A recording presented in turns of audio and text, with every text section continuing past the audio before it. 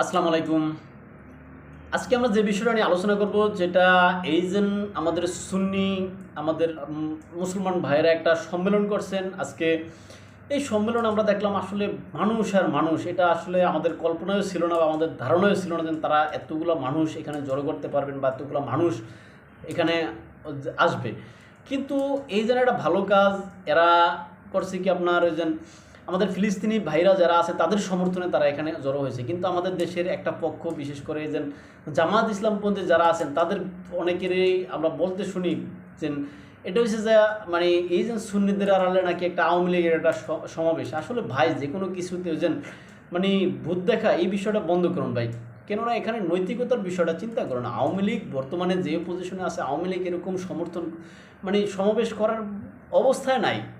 কেননা আওয়ামী লীগকে যেন এরকম আপনারা মানে এইভাবে আওয়ামী লীগের লোকজন এসে এখানে সমাবেশ করবে আর আপনারা এখানে সাদরে গ্রহণ করবেন, বিষয়টা কিন্তু এরকম না।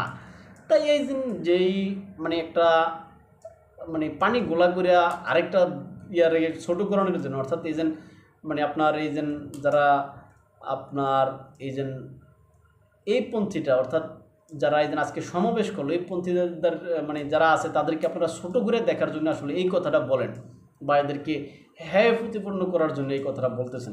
আসলে এটা না বইলা মুসলমান হিসাবে আমরা যারা আছি সবার উচিত এদেরকে সমর্থন দেওয়া। যেমন আপনারা ওই যে আরেকটা করছে, মানে আরেকটা সম্মেলন আপনারা করছেন মার্চ ফর গাজা হিসাবে। এই মার্চ ফর গাজা নিয়ে তখন তো অনেকে কেউ প্রশ্নবিদ্ধ করে নাই। এই যেন আপনাদের আজহারি সাহেব আছে, এরকম মানে সবাই তো সেখানে ছিল, তাদেরকে তো কেউ প্রশ্নবিদ্ধ করে না। আজকে এই যে আব্বাসী সাহেব বা তাহেরি, এদের আপনার অধীনে যে ইয়াটা হয়েছে এখানে সম্মেলনটা, এখানে কেন প্রশ্নবিদ্ধ করতে হইব? এটা ধর্মীয় দৃষ্টিকোণ থেকে স্বাভাবিকভাবে নেন ভাই। তা এখানে ওই যে মানে আওয়ামী লীগ ইয়া করে আসছে, ওইটা করছে, এইভাবে না দেখিয়া এটা স্বাভাবিক নেন, স্বাভাবিক হিসাবে নেন, দৃষ্টিভঙ্গি পাল্টান। হ্যাঁ, এই কাদা ছোড়াছুরি বন্ধ করুন। হ্যাঁ, দেশটা শান্তিতে থাকতে দিন।